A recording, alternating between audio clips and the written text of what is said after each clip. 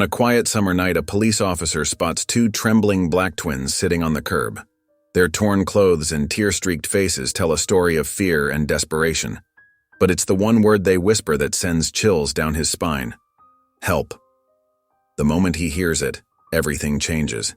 He rushes to their home, only to find a dangerous man armed and ready to fight. What he does next shuts down the entire street and risks his entire career. Who are these children? What are they running from? And what dark secrets are hidden in the shadows of this southern town? This story will take you on an unforgettable journey of courage, compassion, and the power of hope. Before we get into the story, comment below where in the world you are watching from today. The streetlights cast long shadows across Officer Jack Harding's patrol car as he cruised through the familiar streets of his southern town. The setting sun painted the sky in deep purples and oranges, but the beauty couldn't mask the weight pressing down on his shoulders.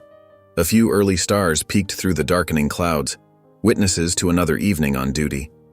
Jack's fingers drummed against the steering wheel as he passed Mrs. Johnson's grocery store, its faded sign creaking in the evening breeze. The store had seen better days, just like most buildings in this part of town. Paint peeled from the walls of nearby houses, and the abandoned factory loomed in the distance like a hollow reminder of better times. Scattered pieces of trash tumbled across empty lots where children once played. Another night, another patrol, he muttered to himself, his voice barely audible over the car's quiet engine. Every corner held memories of tense encounters, suspicious glances, and the invisible wall between him and the community he'd sworn to protect. Some nights that wall felt higher than ever. He passed a group of teenagers who quickly scattered, their laughter dying as his patrol car approached. One boy grabbed his basketball mid-dribble, while another pulled his friend away by the sleeve. Jack's chest tightened. As a white officer in a predominantly black neighborhood, he'd grown used to being viewed with suspicion, but it never stopped hurting. Each suspicious look was another brick in that invisible wall. The radio crackled with routine updates, but Jack's mind wandered to last week's community meeting. The heated words still echoed in his thoughts. You all just protect your own. The accusation had stung because sometimes, deep down, he wondered if they were right about the system. The memory of angry faces and raised voices made his uniform feel heavier than usual. Just as he considered calling it a night, his headlights swept across something unusual. Two small figures huddled together on the curb, barely visible in the growing darkness. Their shadows stretched long and thin against the pavement. Jack slowed the car, initially thinking they might be neighborhood kids playing late, but something felt off about their rigid postures. He pulled over and stepped out, his boots crunching on loose gravel. The beam of his flashlight revealed two children, twins, he realized, both around 10 years old. The sight made his heart sink. They were trembling, their clothes wrinkled and dirty with dark smudges on their faces that could have been dirt or tears. The boy moved first, shifting to place himself between Jack and his sister. His small frame shook, but there was determination in the way he protected her. The girl's eyes, sharp and wary, tracked Jack's every movement like a cornered animal sizing up a threat. Jack slowly knelt down, keeping his distance. The concrete was still warm from the day's heat under his knee. Hey there, he said softly, lowering his flashlight to avoid blinding them. Are you two lost? He kept his voice gentle, the way he spoke to his sister's kids. The twins remained silent, their eyes wide and glistening with tears. The girl, who Jack would later know as Mia, gripped her brother's hand so tightly her knuckles went pale. Marcus, the boy, pressed closer to his sister, their shadows merging into one on the cracked sidewalk. A car passed by, its headlights briefly illuminating their faces, showing the raw fear etched into their young features. The tension hung thick in the humid evening air as Jack waited for a response that didn't come. Only the distant sound of crickets and the occasional passing car broke the silence. In their eyes, Jack saw a fear that went beyond just being lost, a fear that made his police instincts prickle with concern. Years of experience told him these children weren't simply out past their bedtime. Something was deeply wrong. The street corner felt colder now as Jack knelt on one knee, keeping his distance from the frightened twins. The dim streetlight flickered above them, casting shifting shadows across their small faces. A gentle breeze carried the scent of rain, and somewhere in the distance a dog barked. He softened his voice, speaking just above a whisper.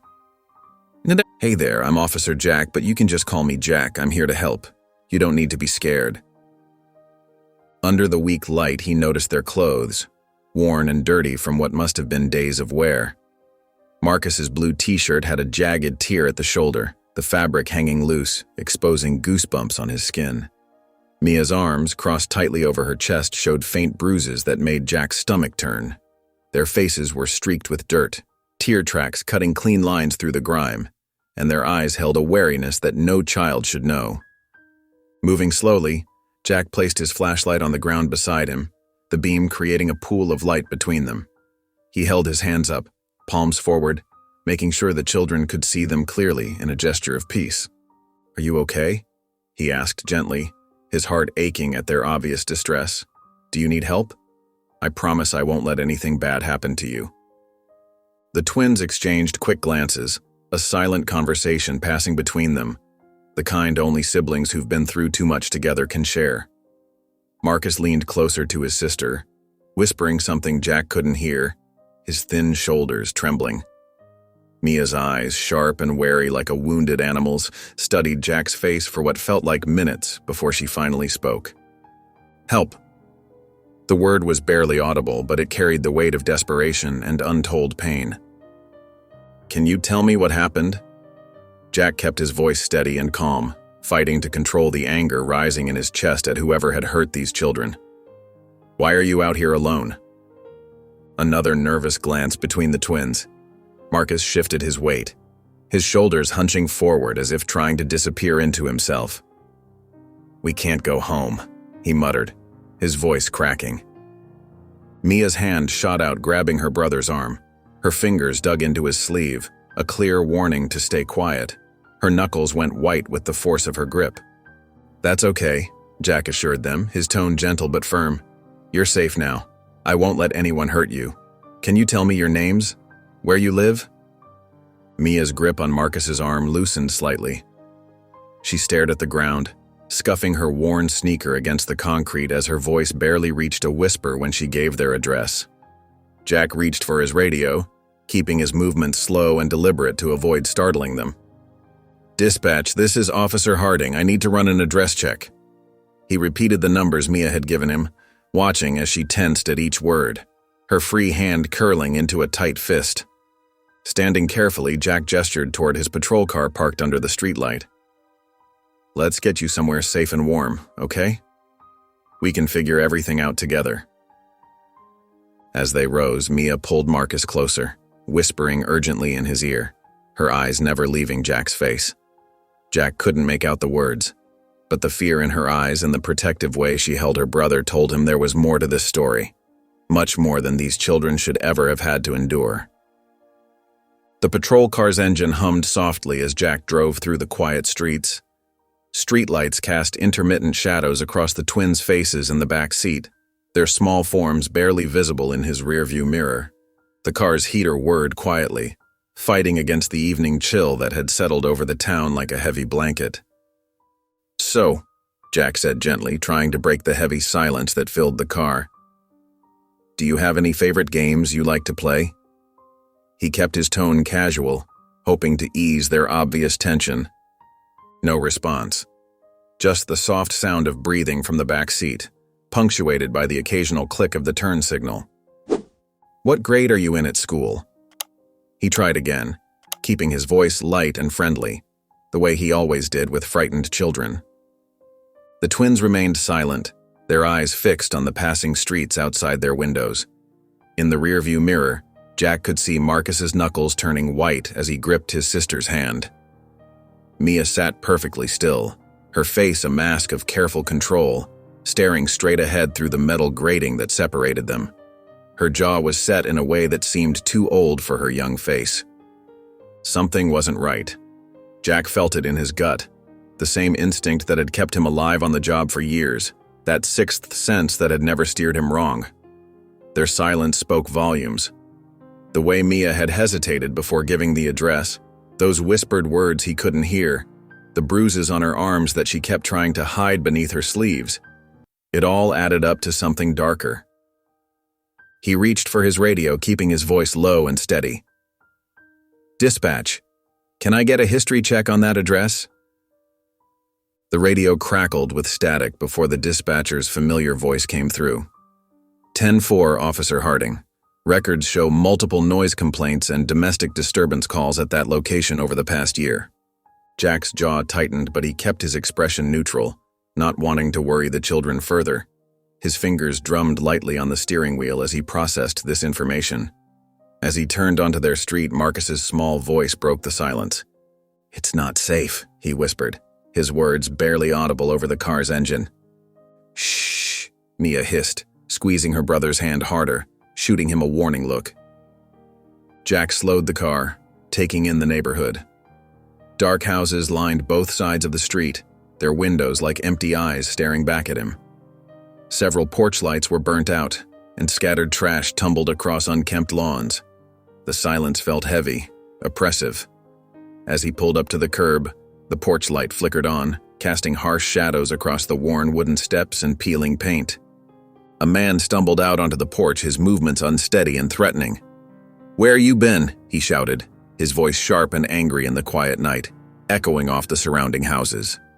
In the rearview mirror, Jack saw both children flinch, shrinking back into their seats as if trying to make themselves invisible.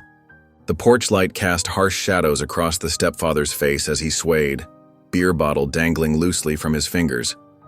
Jack stepped out of his patrol car, every muscle tense, his right hand hovering near his holster.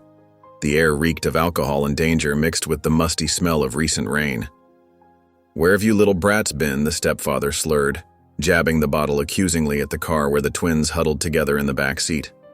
"Always causing trouble, ain't you? Can't do nothing right."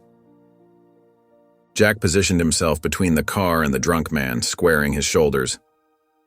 "Sir, have you been drinking tonight?" His voice remained steady, professional, though his jaw clenched tight. "What's it to you?" The stepfather's face twisted with rage, spittle flying from his lips. "They're my kids. Mind your own business, officer. You got no right being here." Jack's eyes darted to the doorframe, his heart skipping a beat. A shotgun leaned against the wall, just within the man's reach, its barrel gleaming dully in the porch light. He pressed the button on his radio, keeping his movements slow and deliberate. "Dispatch, I need backup at 1247 Oak Street. Possible domestic situation. Code 3 double quote." The stepfather lunged toward the car with surprising speed, but Jack stepped firmly in his path, planting his feet wide. "Sir, back up now, that's an order." The words came out sharp and clear, brooking no argument. "You can't tell me what to do." The man's bloodshot eyes narrowed as his hand reached for the shotgun, fingers twitching eagerly. Jack drew his weapon in one fluid motion, muscle memory taking over. "Stop! Hands where I can see them!" His voice boomed through the quiet neighborhood. "Mia, Marcus, get behind me!" Jack commanded, never taking his eyes off the stepfather, aware of the twins scrambling to safety. Into his radio, he barked, "Dispatch, shut down this street immediately! Armed suspect, officers need assistance!" Sirens wailed in the distance, growing louder with each passing second. The stepfather hesitated, his fingers inches from the shotgun, but his stance remained threatening, shoulders hunched like a cornered animal. Sweat beaded on Jack's forehead as he kept his weapon trained on the man, index finger resting firmly against the trigger guard. Blue and red lights flooded the street as patrol cars screeched to a halt, tires crunching on loose gravel. Officers poured out, weapons drawn, surrounding the house in a practiced formation. Jack moved forward, holstering his weapon as two officers grabbed the stepfather, forcing him face down on the wooden porch with a heavy thud. "You're under arrest," Jack said, snapping handcuffs around the man's wrists while curious neighbors emerged from their homes to watch the scene unfold, some still in their pajamas, others recording with their phones. The twins latched onto Jack's arm as he led them away from the chaos, their small hands trembling but holding tight, seeking comfort in his steady presence. Behind them, the stepfather shouted obscenities as officers lifted him to his feet, his angry words echoing through the now silent street. The stepfather's angry shouts echoed through the quiet neighborhood, as two officers wrestled him into a patrol car, his resistance making their job harder with every step. Red and blue lights painted the street in shifting colors, casting eerie shadows across the gathered crowd of neighbors who stood whispering behind their hands. Jack stood beside his patrol car, one hand resting protectively on Marcus's shoulder while Mia gripped his uniform sleeve with white-knuckled fingers. "You can't do this," the stepfather bellowed, his words slurred with rage and alcohol. "Those kids are mine. You've got no right." Jack turned the twins away from the scene, opening his car's back door with practiced calm. "Let's sit down in here, okay?" His voice was gentle, a stark contrast to the chaos around them. The children scrambled into the back seat, pressing close together like frightened birds seeking warmth. A young woman from next door approached in her bathrobe, craning her neck and clutching her phone. "What happened? Are those the Turner twins?" I always knew something wasn't right in that house. "Ma'am, please step back," Jack said firmly, positioning himself between her and the car. "This is an ongoing police matter." Officer Reynolds walked up, notepad in hand and concern etched on his weathered face. "Need your statement, Jack. What went down here?"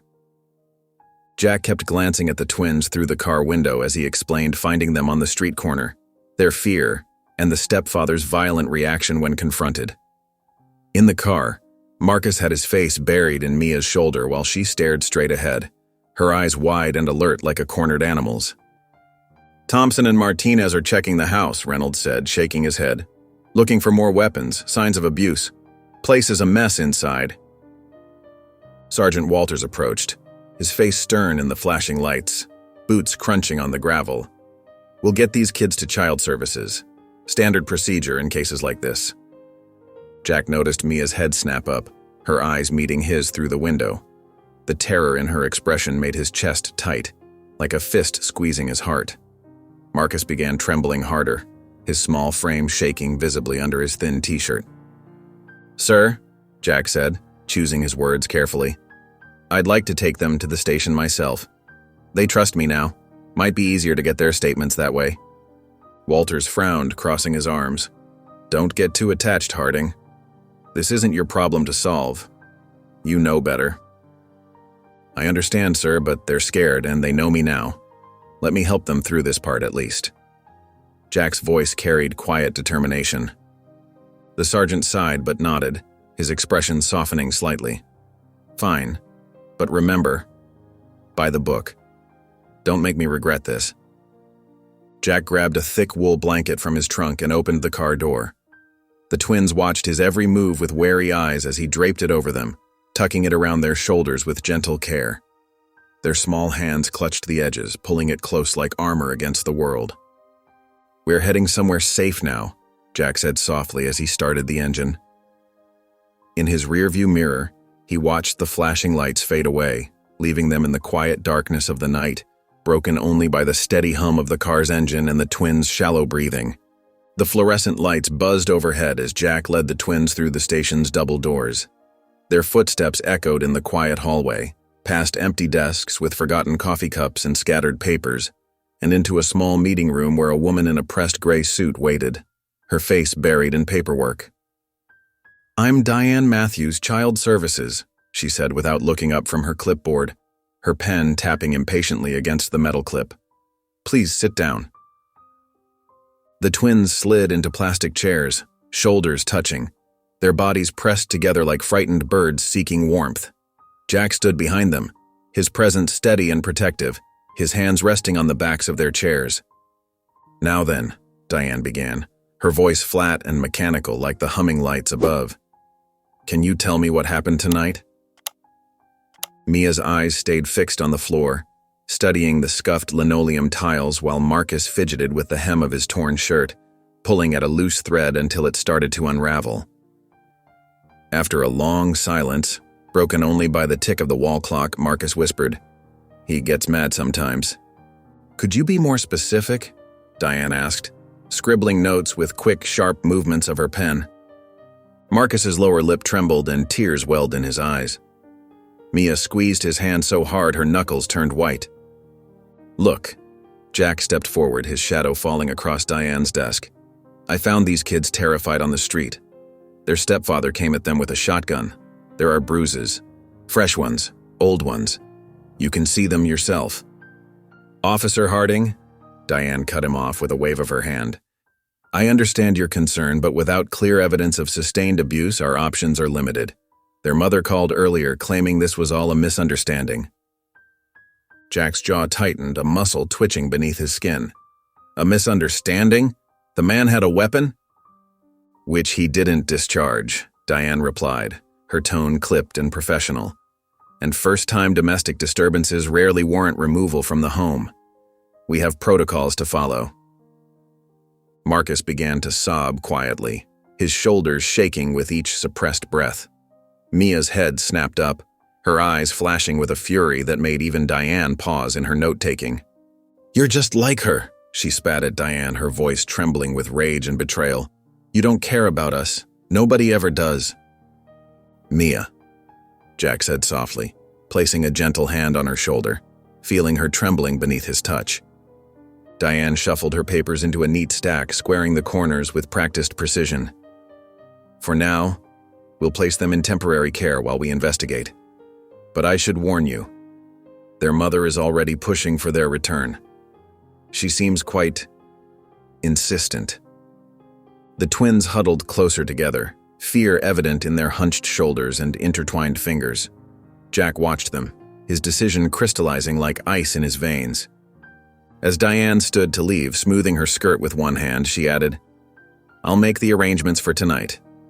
The shelter on 4th Street usually has space.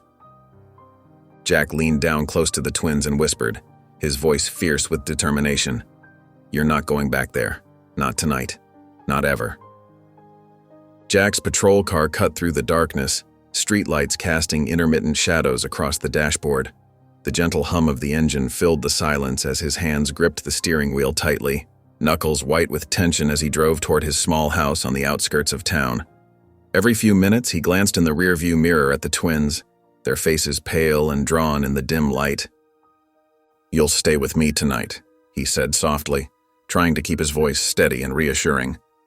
No one is going to hurt you. I promise. Marcus's shoulders relaxed slightly at these words, a flicker of hope crossing his tired face.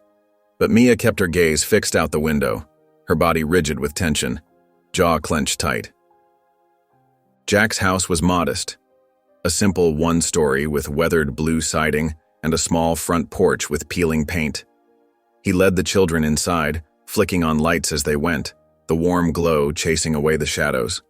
The living room held a worn leather couch, a small TV, and a few family photos on the walls. Make yourselves comfortable, he said, gesturing to the couch.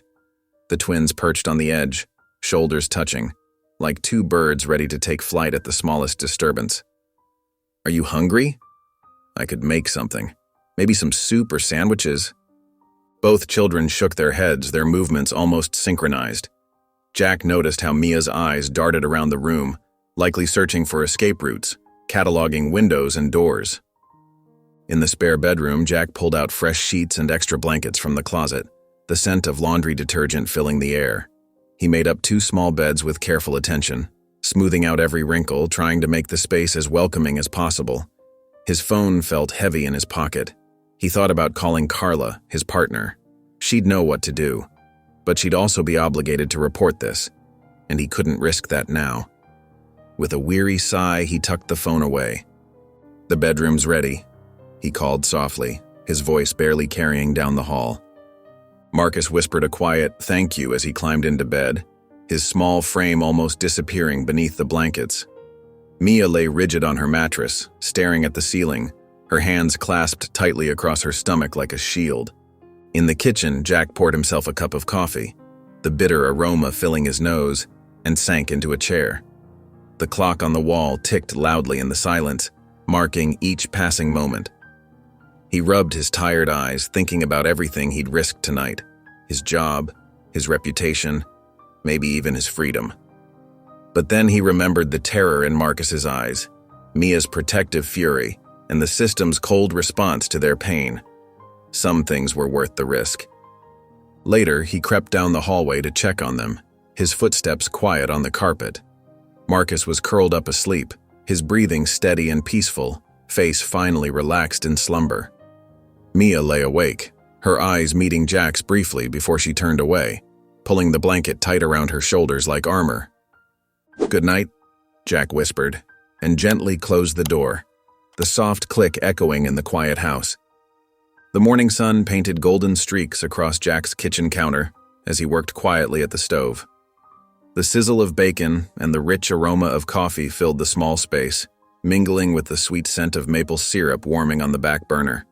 He'd woken up early, determined to give the twins at least one normal morning, something they probably hadn't experienced in far too long. A floorboard creaked behind him.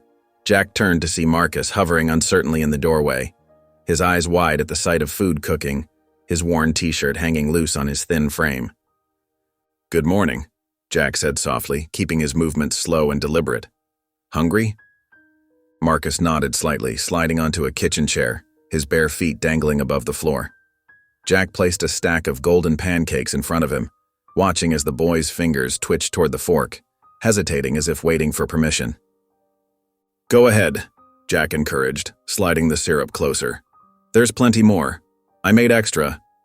Marcus took a small bite, then another, bigger one. Jack smiled and turned back to the stove, pretending not to notice how quickly the food disappeared. Mia appeared a few minutes later, dark circles under her eyes suggesting she hadn't slept much. Her hair was still mussed from tossing and turning. She sat rigidly beside Marcus, eyeing the plate Jack set before her with suspicion, her hands clenched tightly in her lap. "Did you sleep okay?" Jack asked, trying to keep his tone light as he poured more batter onto the griddle. Marcus nodded between bites, syrup dripping from his fork. "The bed was soft," he said quietly, as if admitting a secret. "What about you, Mia?" Jack tried. She just stared at her untouched pancakes, shoulders hunched defensively. "Do you like chocolate chip pancakes?" Jack asked, attempting to break through her wall of silence. "I could make some of those next time. My mom's special recipe." Marcus perked up, a hint of excitement crossing his face. "We had those once at school," he said. "Remember, Mia?" Before ... His voice trailed off. Mia's fork clattered against her plate. "Why are you doing this?" she demanded suddenly, her voice sharp but trembling, her eyes bright with unshed tears. "What do you want from us?"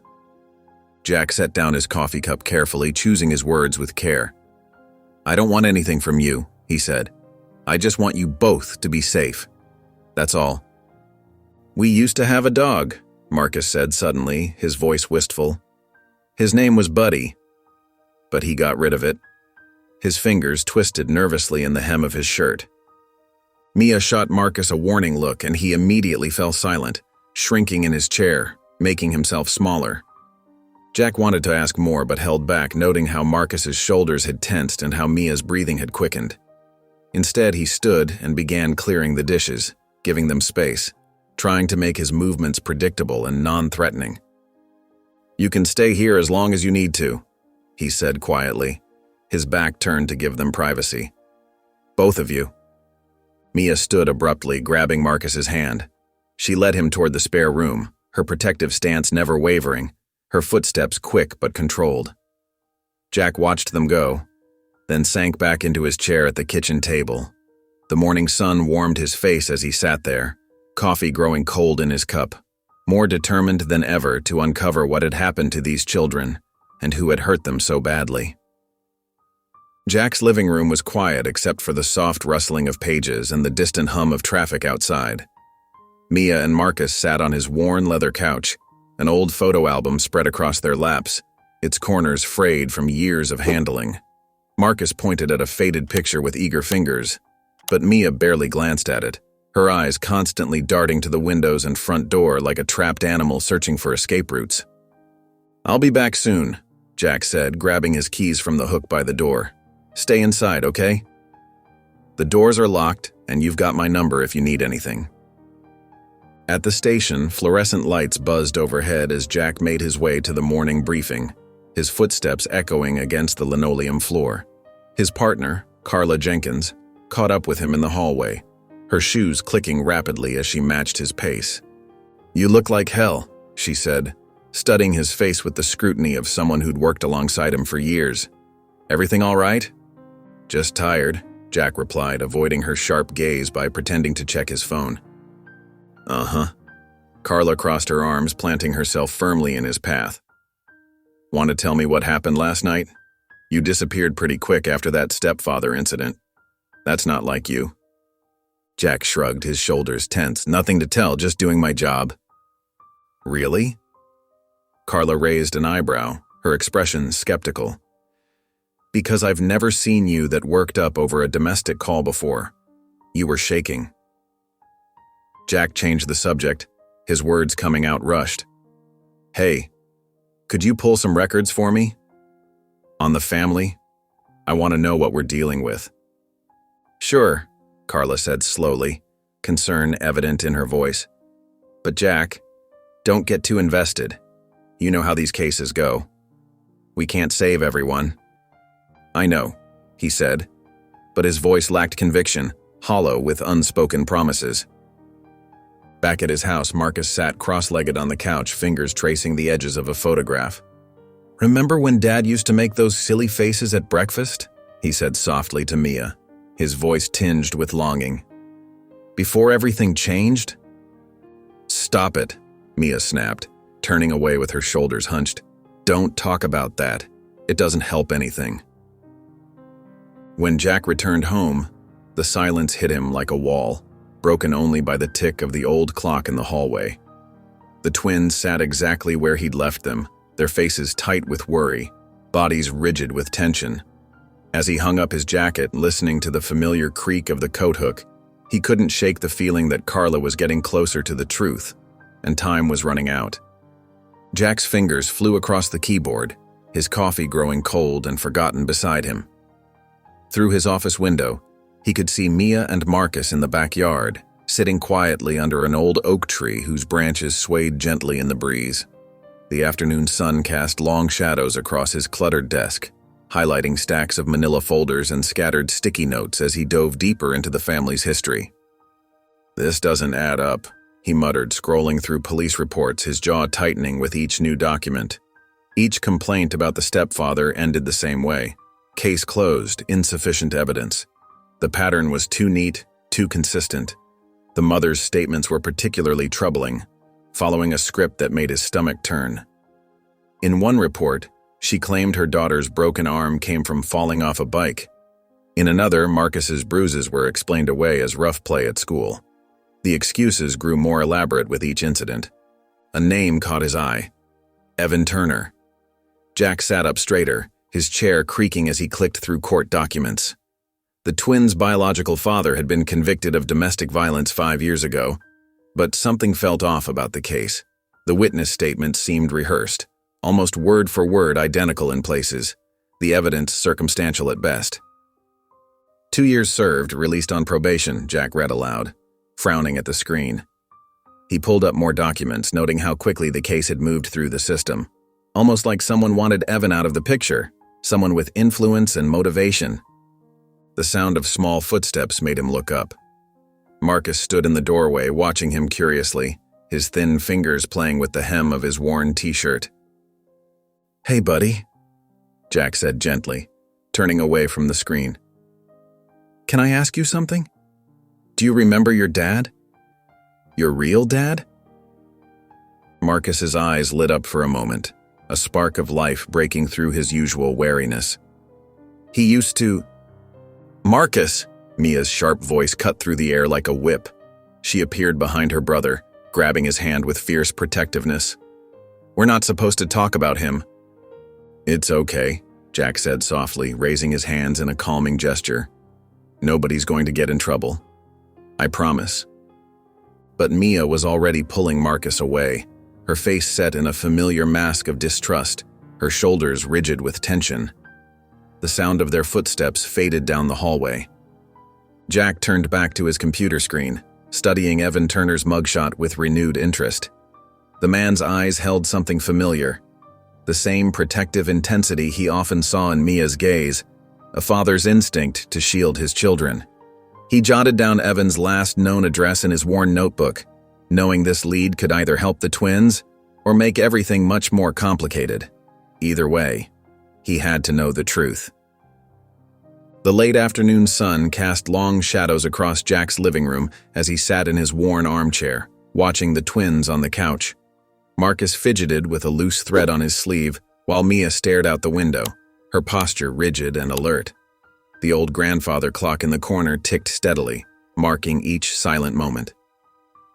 "You know," Jack said softly, running his hand along the chair's weathered armrest, "this house has been pretty quiet for a long time. It's nice having some company." Marcus glanced up, a hint of a smile crossing his face, his fingers still working at the thread. "It's quiet here, not like—" He trailed off, looking at his sister. "It's okay," Jack encouraged, leaning forward slightly. "You can talk about anything you want." Marcus hesitated, then spoke quietly, his voice growing stronger with each word. "Dad used to teach me how to draw. He'd sit with me for hours, showing me how to make trees and cars." His eyes brightened at the memory and his hands moved as if holding an invisible pencil. "He said I was getting really good." Jack nodded encouragingly, noting how Mia's shoulders tensed beneath her oversized sweater. "Mom was different back then, too," Marcus continued, his gaze distant. "She used to smile more. But after he came—" Marcus's voice dropped to a whisper, his fingers now gripping the loose thread tightly.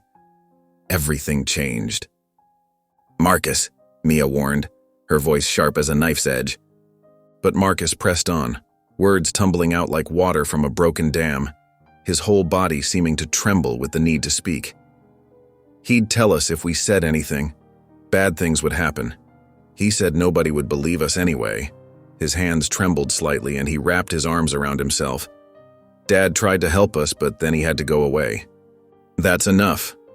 Mia jumped up from the couch, her face flushed with anger, fists clenched at her sides. "Stop talking. You're making everything worse." Marcus flinched, shrinking back into the couch cushions as if trying to disappear. "I'm sorry, Mia. I didn't mean—" But Mia had already stormed out of the room, her footsteps echoing through the house until the screen door slammed shut with a resounding bang that made Marcus jump. "I shouldn't have said anything," Marcus whispered, tears welling in his eyes as he stared at his lap. Jack leaned forward, his voice gentle but firm, his eyes holding Marcus's gaze. "You didn't do anything wrong, Marcus. Sometimes talking about hard things helps make them better." Marcus wiped his eyes with his sleeve, sniffling quietly. "Mia doesn't think so." Jack stood up, glancing through the window where he could see Mia sitting on the porch steps, her back straight and tense, her dark hair moving slightly in the evening breeze. He walked to the door, pausing with his hand on the handle, gathering his thoughts. "It doesn't matter," Mia muttered as he approached, her words carried on a bitter wind. "No one ever helps." The morning sun cast harsh shadows across the crumbling facade of the Oakwood apartments. Jack sat in his car for a moment, studying the weathered building with its peeling paint and rusty railings. Unit 14. B. Evan Turner's home according to the records he'd pulled. The neighborhood was quiet at this hour, with only the occasional sound of a distant car or barking dog breaking the stillness. Taking a deep breath, Jack climbed the metal stairs, his footsteps echoing in the quiet morning air. The steps creaked under his weight, paint flaking off with each movement. He knocked on the door, hearing movement inside before it opened slowly, hinges protesting. Evan Turner looked nothing like Jack had imagined. Though only in his mid-30s, his face carried the weight of someone much older. His eyes were tired but kind, and his hands showed the calluses of manual labor. He wore a faded work shirt with the sleeves rolled up, revealing strong forearms marked by years of physical work. "Can I help you?" Evan asked cautiously, his body partially blocking the doorway. "Mr. Turner, I'm Officer Jack Harding. I need to talk to you about Mia and Marcus." The mention of the twins' names hit Evan like a physical blow. He gripped the doorframe tighter, his knuckles whitening. A muscle twitched in his jaw. "I can't. I'm not involved in their lives anymore." "Their stepfather was arrested 2 nights ago," Jack pressed. "The twins are terrified to go home. They've been living in an abusive environment." Evan's facade cracked slightly. His shoulders slumped. Are they okay? They're safe for now, but they need help. Jack watched as conflict played across Evan's face. Can we talk inside? After a moment's hesitation, Evan stepped back, letting Jack enter the small apartment. Family photos hung on the walls, older ones showing happier times with the twins. A drawing, clearly done by a child's hand, was pinned to the refrigerator with a magnet. The apartment was modest but clean, with the lingering scent of coffee in the air. I tried fighting for them, Evan said, his voice rough with emotion. Sarah, their mother, she accused me of hitting her. It wasn't true, but I couldn't afford a decent lawyer. The court believed her. They always believe the mother. Jack nodded sympathetically. And the stepfather? He showed up right after. I tried warning Sarah about him, but she wouldn't listen. Evan sank into a worn armchair, running his hands through his graying hair. I gave up. Maybe I shouldn't have, but I was broken, defeated. The system took everything from me. They need you now, Jack said quietly. Marcus still talks about how you taught him to draw. He keeps a sketchbook hidden under his mattress. Evan's eyes glistened. He glanced at the child's drawing on his refrigerator. I don't want to cause them more pain. They've been through enough. Here's my card, Jack said, placing it on the coffee table. Think about it. They deserve to have someone fight for them. Someone who remembers who they really are. As Jack drove away, he glanced in his rearview mirror. Evan stood in the doorway, the business card clutched in his hand, watching the patrol car disappear around the corner. The morning sun had risen higher now, softening the harsh shadows of earlier, as if offering a glimmer of hope for what might come next. The aroma of spaghetti and garlic bread filled Jack's small kitchen, wrapping them in a blanket of warmth and comfort. He stirred the homemade sauce one last time, the wooden spoon scraping gently against the bottom of the pot as he glanced at the twins who sat silently at his worn wooden table. The setting sun painted orange streaks across their faces through the kitchen window, highlighting the exhaustion in their young features. Almost ready, Jack said, trying to sound cheerful despite the heavy atmosphere. I hope you like Italian food. It's my grandmother's recipe. Marcus nodded slightly while Mia stared at her empty plate, her fingers fidgeting with the edge of the tablecloth. Jack served them each a generous portion and sat down, watching as Marcus tentatively took a small bite, his shoulders tense. This is good, Marcus whispered, his voice barely audible above the hum of the ceiling fan. We used to have spaghetti on Sundays, when Dad was still... Marcus? Mia warned, her voice tight with suppressed emotion. Jack tried to keep things light, sensing the growing tension. What other foods do you like? Maybe we could make them sometime? I'm always looking to learn new recipes. Dad taught me how to make pancakes, Marcus continued, a small smile forming on his face as the memory surfaced. He'd let me flip them, even though I dropped some on the floor. Mia's fork clattered against her plate as she slammed it down, the sound echoing through the kitchen. Stop talking about him, she shouted, her voice cracking with raw pain. Just stop. He's gone and it's your fault we're here. Marcus flinched as if struck, his lower lip trembling as he shrunk into his chair. Jack set his own fork down slowly, careful not to make any sudden movements. Mia, he said softly, keeping his voice steady and gentle. It's okay to talk about... No, it's not okay. Tears welled in her eyes, threatening to spill over. You're just like all the other adults, pretending to care, making promises you won't keep. You'll get tired of us too, just like everyone else. She pushed away from the table with such force her chair nearly toppled over and ran outside, the screen door banging behind her like a gunshot. Marcus sat frozen, tears rolling down his cheeks, his half-eaten dinner forgotten. Jack found Mia on the wooden porch, curled into herself with her knees pulled tight to her chest, making herself as small as possible. Her shoulders shook with silent sobs that she tried desperately to contain. He sat down beside her on the weathered boards, leaving enough space so she wouldn't feel crowded or trapped. You don't have to do this alone anymore, Mia, he said quietly. His words carried on the evening air. I know you've been protecting Marcus for a long time. That's a heavy burden for someone so young. Too heavy. Mia didn't respond, but her breathing slowly steadied. each exhale less ragged than the last. The crickets chirped in the growing darkness, and a cool breeze rustled the leaves of the old oak tree in Jack's front yard, nature's gentle lullaby surrounding them. "I'll be right back," Jack said gently, rising slowly. "I need to check on Marcus." He stood up, noting how Mia's rigid posture had softened ever so slightly, a tiny crack in her protective armor. Inside, he found Marcus still at the table, pushing his cold food around with his fork, tears drying on his cheeks in silvery tracks.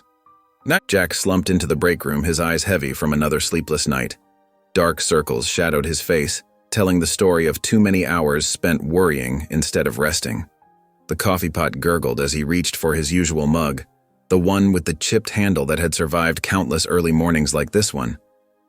"You look terrible," Carla said, leaning against the counter. Her sharp eyes studied his face, taking in every detail of his exhausted appearance. "What's going on with you?" "Just tired," Jack mumbled, but Carla stepped closer, blocking his path to the coffee. The fluorescent lights hummed overhead, making the tension in the room feel even more pronounced. "Don't insult my intelligence, Jack. I know you're hiding something. The twins from the other night, they never made it to child services, did they?" Jack's shoulders sagged under the weight of his secret. He glanced around the empty break room before speaking quietly, his voice barely above a whisper. "I couldn't let them go back, Carla. You didn't see their faces, their fear. It was written all over them." "Tell me you didn't—" Carla's eyes widened, realization dawning across her features. "Jack, please tell me they're not at your house." He met her gaze steadily, unwavering in his conviction. "They are, and I'd do it again." Carla ran her hands through her hair, frustrated. Her wedding ring caught the light as she gestured emphatically. "Do you have any idea what this could mean? For your career? For mine, if anyone finds out I knew?" "I met their father yesterday," Jack said, his voice low and urgent. "Their real father. The abuse complaints, the domestic violence charge against him. I think it was all fabricated. The stepfather and mother worked together to get rid of him. It's worse than we thought." Carla sank into a chair, the plastic creaking beneath her. "This is serious, Jack. Really serious. We're talking about conspiracy now." "Will you help me?" he asked, desperation creeping into his voice. "We need to find proof before it's too late. These kids deserve justice." Carla was quiet for a long moment, her internal struggle visible on her face. Finally, she sighed, her expression softening. "I'll look into the stepfather's record. But Jack, this is it. We do this right, or we don't do it at all." She turned to her computer, fingers flying over the keyboard with determined precision. "Look at this. 3 assault charges dropped in the last 2 years. Multiple domestic disturbance calls, all dismissed. Someone's been pulling strings." "Thank you, Carla," Jack said softly, relief evident in his voice. "I mean it." "Don't thank me yet," she replied, her eyes still fixed on the screen, the blue light reflecting off her glasses. "Just promise me we'll handle this by the book from here on out." Jack nodded, gathering his coffee and heading for the door. The bitter aroma followed him as he left. Carla watched him leave, her expression a mix of concern and determination, already knowing this case would change everything for both of them. Jack parked his car outside Evan's apartment complex, the manila folder of evidence heavy in his hands. The afternoon sun cast long shadows across the cracked sidewalk as he climbed the worn concrete stairs to Evan's unit. The peeling paint and rusty railings told the story of a building long past its prime. When Evan opened the door, his eyes were bloodshot from lack of sleep, dark circles betraying countless restless nights. The apartment behind him was dark, blinds drawn against the daylight, giving the space a cave-like feeling. Empty coffee cups and scattered takeout containers littered the small table near the window. "I have something you need to see," Jack said, holding up the folder, his voice gentle but firm. Evan hesitated but stepped aside to let him in, his shoulders hunched with the weight of unspoken burdens. "What's this about?"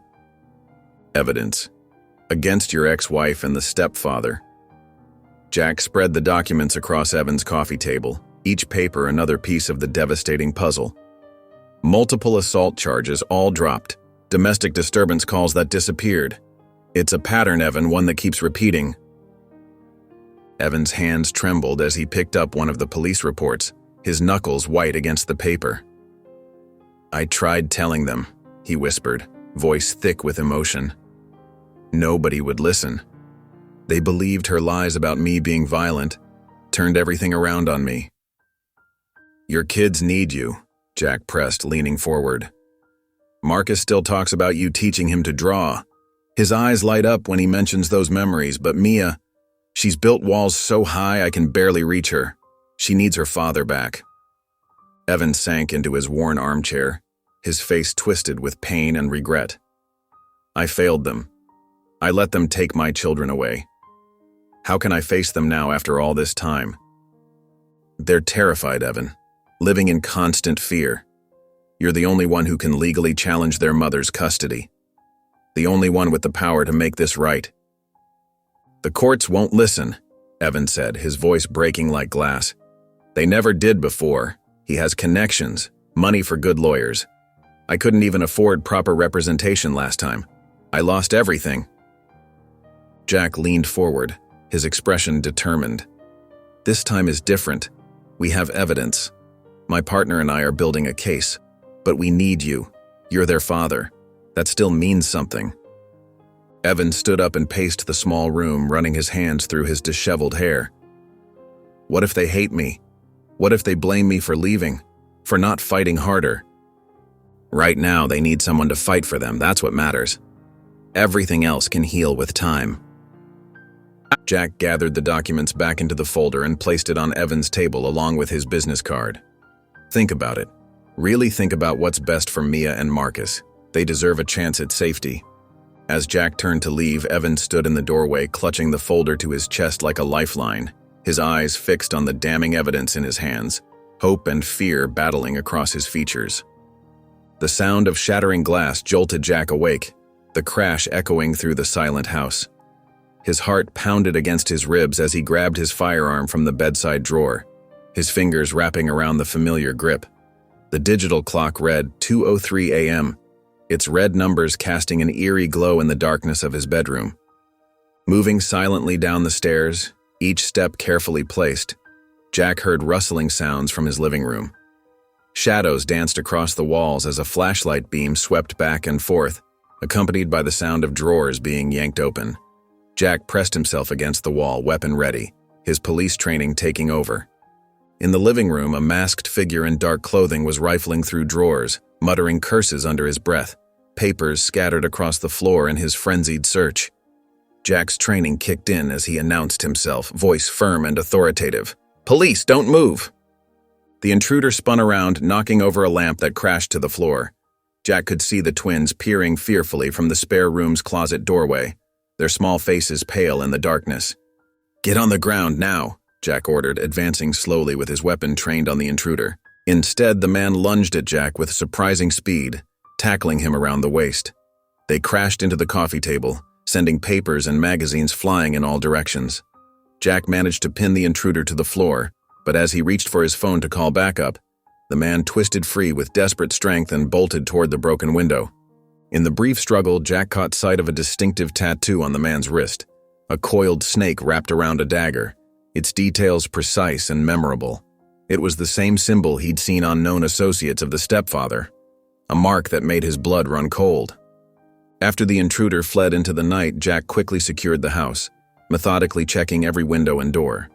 He found the twins huddled together in the closet, Marcus crying softly into his sister's shoulder while Mia held him close, her own face a mask of tension. "It's okay now," Jack said gently, kneeling beside them and keeping his voice soft and steady. "You're safe. I won't let anything happen to you." He called Carla, keeping his voice low as he explained what happened, his words urgent but controlled. "Jack, this has to be the stepfather," she warned, concern evident in her voice.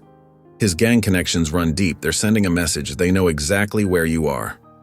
Jack stayed with the twins in their room until exhaustion finally pulled Marcus into an uneasy sleep. But Mia remained awake, her eyes fixed on the doorway like a sentinel. body tense and ready to run at the slightest sound. As morning light began filtering through the windows, painting the walls in soft shades of gold, Jack sat in his living room, holding a crayon drawing the twins had made earlier, a simple picture of 3 stick figures holding hands. His jaw clenched as he thought about the stepfather's reach extending even behind bars. The broken glass glittered on the floor like sharp stars, a reminder that nowhere felt truly safe anymore, and that the fight to protect these children was far from over. The morning sun cast long shadows through Jack's kitchen windows as he stirred pancake batter, trying to create some sense of normalcy after the break-in. Dark circles under his eyes betrayed his sleepless night, and his movements were slower than usual. The twins sat at the kitchen table, Marcus picking listlessly at his food, while Mia stared blankly out the window, her shoulders tense and rigid. "The security system is all set up now," Jack said gently, placing a fresh stack of golden brown pancakes on the table. The sweet aroma of maple syrup filled the air. "No one's getting in here again, I promise." Marcus looked up, his eyes wide with worry, fingers fidgeting with his fork. But what if he sends more people? What if they find another way? What if Dash? "Stop asking him questions," Mia snapped, her chair scraping harshly against the floor as she stood up. Her hands were balled into fists at her sides. "He can't fix this. Nobody can." She stormed out of the kitchen, leaving Marcus on the verge of tears, his bottom lip quivering. Jack wanted to follow her but decided she needed space to process her emotions. Instead, he focused on comforting Marcus, who pushed his plate away and slumped in his chair, making himself as small as possible. Hours passed as Jack cleaned up breakfast and made some phone calls, trying to arrange additional protection for the kids. The house felt unusually quiet. Too quiet. He checked the spare room. Empty. The bathroom empty. The backyard with its swaying trees. Empty. "Marcus," Jack called out, trying to keep his voice steady despite the growing knot in his stomach. "Have you seen your sister?" Marcus shook his head, his lower lip trembling as fresh tears welled up. "It's my fault. I shouldn't have asked those questions. She always gets mad when I talk too much. She says I worry about everything." Jack knelt beside Marcus, placing a reassuring hand on his shoulder. "This isn't your fault, buddy. Do you have any idea where she might have gone? Any place she mentioned feeling safe?" "She likes to hide sometimes when things get scary," Marcus said, wiping his eyes with the back of his hand. "But we don't know anywhere here. Everything's different. Nothing's like home." Jack grabbed his car keys, his mind racing through possibilities. He checked with the neighbors first. No one had seen her. One elderly woman in a floral housecoat mentioned seeing a young girl walking past her house early that morning, but couldn't remember which direction she went. Back in his car, Jack drove slowly through the neighborhood streets, scanning every corner, every alley, every park bench. His hands gripped the steering wheel tightly as he thought about Mia, scared, angry, and alone in an unfamiliar town. The morning traffic was picking up, making his search more urgent. "Where would you go?" he muttered to himself, remembering how she always positioned herself to watch exits, how she seemed most comfortable in corners where she could see everything around her.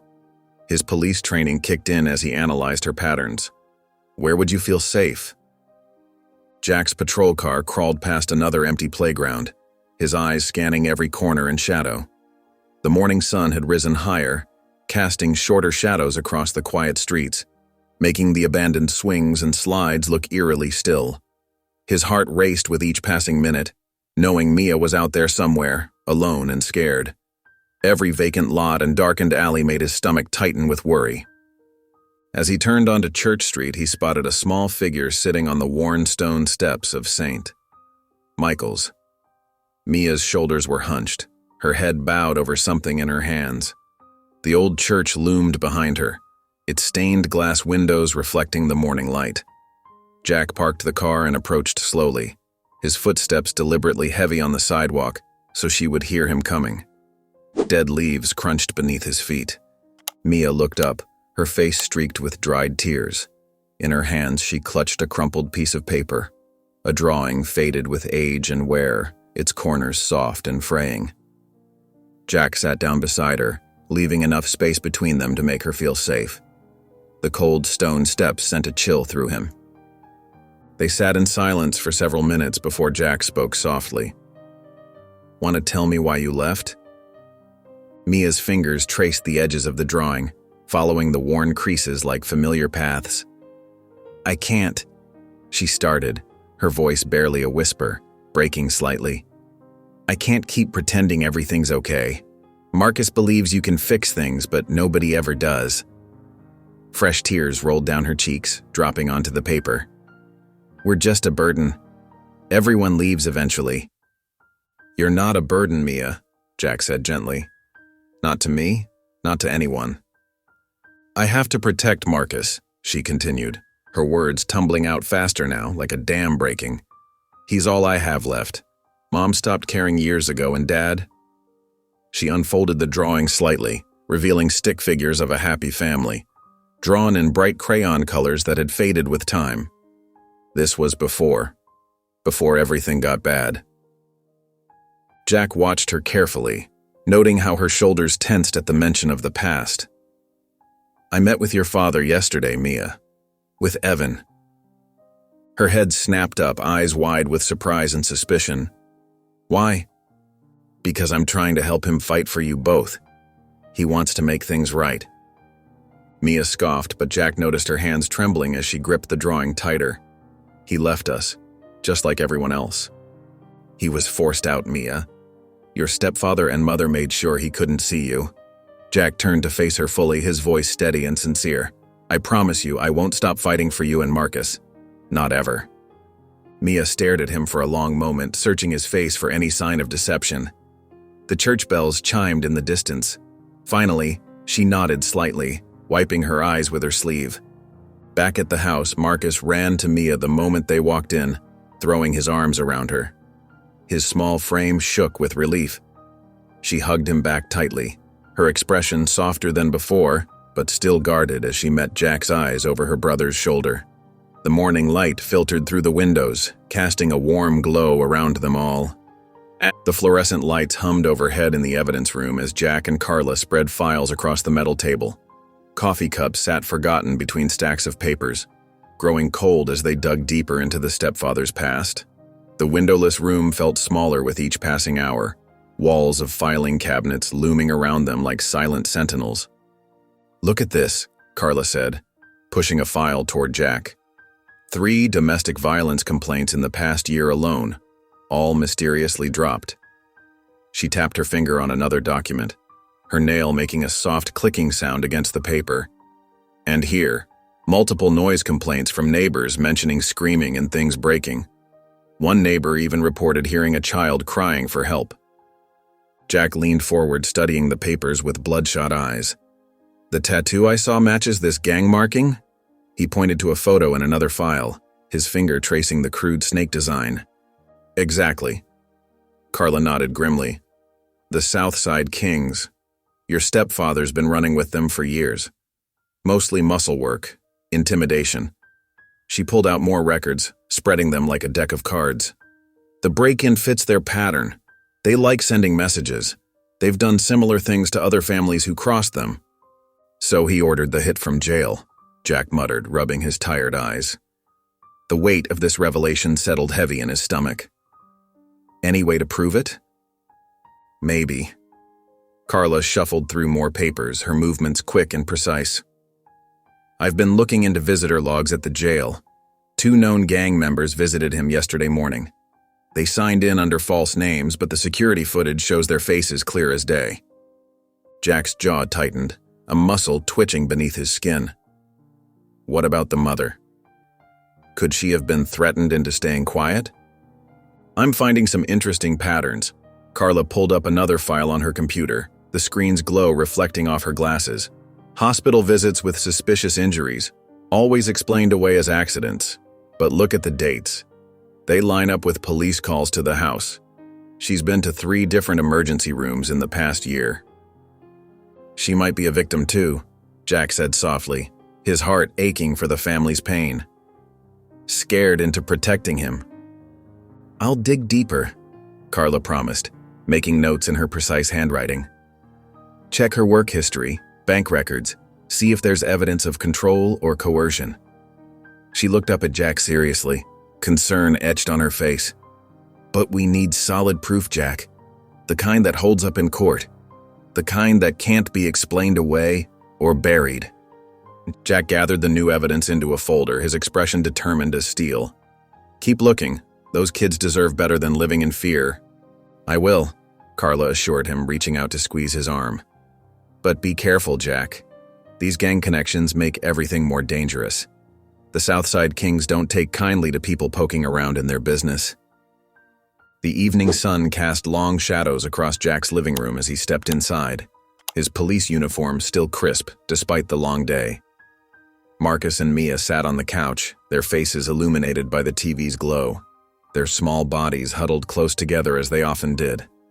Some cartoon played, something with bright colors and cheerful voices, but neither seemed to be watching it, their minds clearly elsewhere, lost in thoughts too heavy for children their age.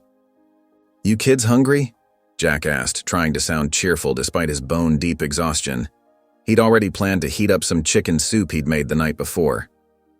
Before they could answer, a sharp knock at the door made them all jump. Jack's heart sank to his stomach as he opened it to find Sarah Martinez from Child Services standing beside Sergeant Walters, both in their official capacity. Their grim expressions told him everything he'd been dreading for days.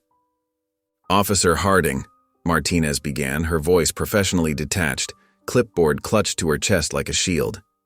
"We've received a report about your unauthorized custody of these children. You know this isn't protocol." Sergeant Walters shifted uncomfortably, unable to meet Jack's eyes. "Jack, I'm sorry, but you're suspended pending investigation. You can't just take kids home without proper channels. There are procedures." "The system failed them." Jack's voice rose with frustration, his hands gesturing emphatically. "You saw the bruises, the fear in their eyes. That house wasn't safe. We all knew it." "Rules exist to protect everyone involved," Walters said quietly, his weathered face showing traces of sympathy. "Including you, Jack." From behind him, Jack heard Marcus's sharp intake of breath followed by a small whimper. The twins had heard everything, just as he'd feared they would. "No!" Marcus cried out, tears already streaming down his face, his small body trembling. "Please don't make us go. We want to stay with Jack." Martinez stepped past Jack, her heels clicking on the hardwood floor with determined precision. "Children, please gather your things. We have a placement ready at the Oakwood Group home. It's a nice facility." "You can't do this," Jack pleaded, his voice cracking with emotion. "They're finally starting to feel safe. They're sleeping through the night now." Mia stood rigid by the couch, her small hands clenched into fists, knuckles white with tension. The betrayal in her dark eyes cut through Jack like a knife. All the trust he'd painstakingly built over the past weeks shattered in an instant. "I told you," she spat, her voice trembling with rage and hurt. "Adults always let us down. Always." The last word came out as barely a whisper. Martinez guided the twins toward her government-issued car, Marcus sobbing openly while Mia walked in angry silence, her shoulders set in a defensive hunch. Jack stepped forward instinctively, but Walters placed a firm hand on his shoulder, restraining him with gentle authority. "Don't make this harder than it has to be, Jack. You know better." Jack could only watch helplessly as the car pulled away, taking the twins with it. He sank onto his porch steps, head in his hands, as the taillights disappeared into the growing darkness. The cartoon still played inside, its cheerful sound now a mockery of everything he'd tried to build. The morning light filtered through Jack's kitchen window, casting long shadows across the scattered papers on his table. Police reports, witness statements, and court documents lay spread before him, evidence of the stepfather's violent past that Carla had uncovered. Dog-eared corners and coffee stains marked the most damning pages. The house felt eerily quiet without the twins' presence, the gentle hum of the refrigerator, the only sound breaking the silence.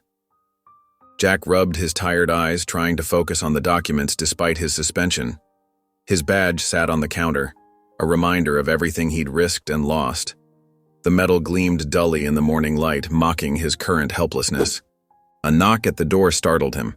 Opening it, he found Evan Turner standing on his porch, shifting nervously from foot to foot. Dark circles under his eyes suggested he hadn't slept much either. "I've been thinking about what you said," Evan began, his voice rough with emotion. "About Mia and Marcus. I need to know everything that's happening to them. Every detail." Jack ushered him inside and pulled out a chair. "It's worse than we initially thought," he said, spreading out the evidence files. "The stepfather's abuse, the mother's cover-ups, child services dropping the ball, the system's failing them completely. There are hospital visits that were never investigated, school reports that got buried." Evan's hands trembled as he looked through the reports. His fingers traced over a particularly disturbing incident report. How do we stop this?" "You can file for custody," Jack explained.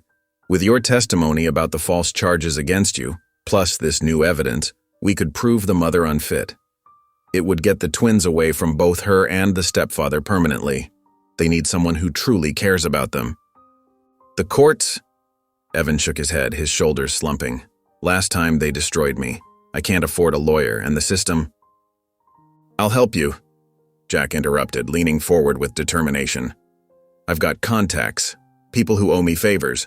We'll find you representation. Good representation." Evan remained silent, staring at a photo of the twins from their school records. Their forced smiles couldn't hide the fear in their eyes. "They still talk about you, you know," Jack said softly. "Marcus especially. He remembers you teaching him to draw, says you showed him how to make dragons that looked like they could fly right off the page." Tears welled in Evan's eyes. "I never wanted to abandon them. I felt so powerless, like nothing I did made any difference." "You're not powerless now," Jack assured him, placing a steady hand on Evan's shoulder. "Not if we fight this together." Evan wiped his eyes and straightened his shoulders. "Okay," he said firmly. "I'll do it. I'll fight for them. Those kids deserve better than what they've got." The afternoon sun streamed through the coffee shop windows as Jack settled into a corner booth with Carla. Steam rose from their untouched cups while manila folders covered the table between them, each one stuffed with potential evidence they'd spent weeks gathering. "I've got something," Carla said, pulling out a thick stack of papers, her fingers trembling slightly with anticipation. "Found at least 6 complaints against the stepfather that were mysteriously dropped. All violent altercations, all dismissed due to lack of evidence. The pattern is impossible to ignore." Jack leaned forward, scanning the documents, his jaw tightening with each page he turned. "This is good. Shows a pattern. The dates line up perfectly with what the kids told me." "There's more." Carla produced another file, this one marked with red tabs. "The mother's bank records show large withdrawals right before each complaint was dropped. My guess? He was forcing her to pay people off. Some of these amounts are in the thousands." "Evan's willing to fight for custody now," Jack said, taking a sip of coffee that had grown lukewarm. "But he's terrified of the court system after what happened last time. Can't say I blame him after how they treated him." Carla nodded thoughtfully, her years of experience as a detective showing in her measured response. "I might be able to help with that. Remember Sarah Martinez, the family law attorney who handled the Wilson case? She specializes in abuse cases. She's got a 90% success rate with situations like this. You think she'd take this on? Let me make a call." Carla pulled out her phone and stepped away from the table, pacing near the window as she spoke in hushed tones. When she returned, her expression was hopeful, a small smile playing at her lips. "Sarah can meet with Evan tomorrow morning. She's clearing her schedule for this." Jack started organizing the documents into neat piles, his police training evident in his methodical approach. "We need to build a timeline of the abuse, something clear and irrefutable for the court. Every incident, every hospital visit, every police report." "I'll testify about the gang connections," Carla offered, her voice firm with conviction. "And the break-in at your place. The tattoo matches known associates of the stepfather. We've got surveillance footage to back it up." Jack pulled out his phone to call Evan, his fingers hovering over the keypad for just a moment before dialing. "Hey, it's Jack. Listen, we've got a lawyer who can help. She's experienced with cases like yours." He explained what Evan could expect at the custody hearing, watching as Carla continued sorting through the evidence, marking key documents with yellow sticky notes. When the call ended, Carla gathered her things, tucking files into her worn leather briefcase. "We're going to make this work, Jack. Those kids deserve better, and this time, we've got enough to make sure they get it." Jack watched her leave, feeling grateful for her unwavering support and dedication to justice. He turned back to the table and began organizing the evidence into a presentation that could change the twins' lives, determined to give them the future they deserved. The morning sun cast long shadows through the courthouse's tall windows as Jack straightened his tie, watching Evan fidget with his borrowed suit jacket. They stood in the marble lobby, their footsteps echoing off the cold floors as other people rushed past. "You ready?" Jack asked softly. Evan nodded, his hands trembling slightly as he clutched a worn leather briefcase containing their evidence. Carla joined them, her police uniform pristine, her expression determined. Inside the courtroom, the air felt thick with tension. The twins' mother sat across the aisle, her eyes downcast as Evan's lawyer began presenting their case. Photo after photo of bruises, police reports, and witness statements painted a devastating picture of life under the stepfather's reign of terror. "Your Honor," Evan's lawyer said, her voice steady, "these children lived in constant fear, not just of their stepfather's violence, but of a system that repeatedly failed them." The mother's lawyer tried to fight back, his voice sharp. "Mr. Turner himself has a conviction for domestic violence. How can we trust him with these children?" Carla took the stand, her testimony clear and unwavering.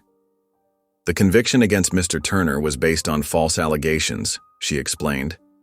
"Our investigation revealed that the stepfather orchestrated the charges to remove Mr. Turner from his children's lives." When Evan testified, his voice shook at first but grew stronger with each word. "I made mistakes," he admitted, looking directly at the judge. "I gave up too easily when they took my kids away, but I'm here now, and I'm ready to give them the safe, loving home they deserve." Jack's testimony followed, his words heavy with emotion as he described finding the twins that night. "They were terrified," he said.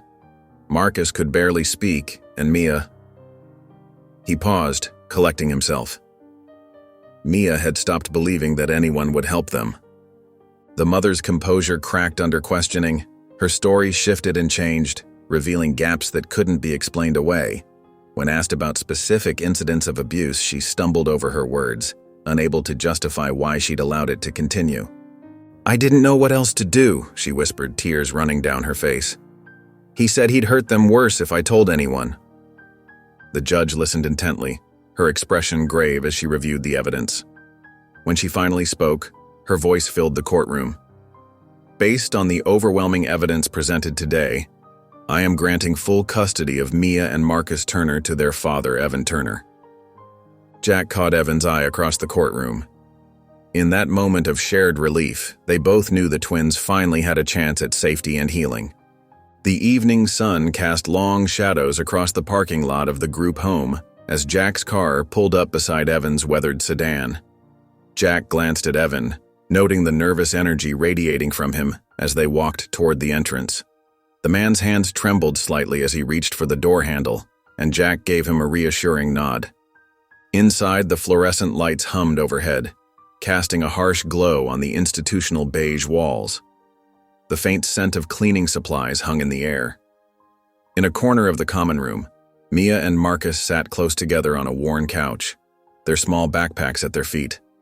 Marcus fidgeted with the zipper of his jacket while Mia kept her eyes fixed on the floor, her fingers absently picking at a loose thread on her sleeve.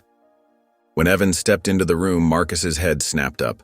His eyes went wide with recognition, and without hesitation, he launched himself off the couch. "Dad!" he cried, running straight into Evan's arms. Evan caught him, holding him tight as tears welled in his eyes, his shoulders shaking with emotion. Mia remained on the couch, her shoulders tense. She watched the reunion with a mix of longing and uncertainty written across her face, her lower lip trembling slightly. Evan looked up at her, his voice gentle and thick with emotion. "I'm so sorry, sweetheart. I should have fought harder for you both." Something in his words seemed to break through Mia's carefully constructed walls. She stood slowly, her hands clenched at her sides, took a few hesitant steps, then rushed forward to join the embrace. Evan wrapped his arms around both children, his tears now falling freely as he pressed kisses to their heads. Jack hung back, watching the scene unfold from near the doorway. His heart felt full yet heavy, knowing this moment marked both an end and a beginning. The sound of their mingled crying and laughter echoed in the quiet room. As the twins gathered their belongings, their voices grew more animated. Marcus showed Evan a book he'd been reading, pointing excitedly at the illustrations, while Mia quietly pointed out some drawings she'd made, a hint of pride in her voice. Evan listened intently to every word, as if trying to make up for lost time, nodding and asking questions about each item they showed him. Before they left, both children turned to Jack. Marcus hugged him tightly around the waist, his small arms squeezing with surprising strength. "Thank you for helping us," he whispered, his voice muffled against Jack's shirt. Mia approached more slowly, reaching into her backpack. She pulled out a piece of paper, the family drawing she'd been carrying. But now it was different. Next to the figures of herself and Marcus stood a newly added one, their father, drawn with careful attention to detail. "I fixed it," she said softly, pressing the drawing into Jack's hands. Her eyes met his briefly, showing a glimmer of trust that hadn't been there before, and then she stepped forward to hug him, her thin arms wrapping around his middle. "You're going to be okay now," Jack assured them both, his voice steady despite the lump in his throat. "And if you ever need anything at all, I'm just a phone call away." He pulled a card from his pocket and handed it to Evan, who tucked it carefully into his wallet. He watched as Evan led them to his car, helping them buckle in with gentle patience. As they drove away, Jack could see Marcus waving enthusiastically through the back window while Mia leaned against her father's seat, a small smile finally breaking through her guard. The setting sun painted the sky in shades of pink and gold, a fitting backdrop for this new beginning. Back home, Jack sat in his quiet living room, the drawing resting on his coffee table. The house felt empty without the twins' presence, but his heart was full knowing they were finally safe, finally home, where they belonged. The silence that had once felt oppressive now felt peaceful, filled with the satisfaction of knowing he'd helped make things right. Looking at the drawing, he smiled. The stick figures weren't perfect, but they told a story of healing, of a family broken and now mending.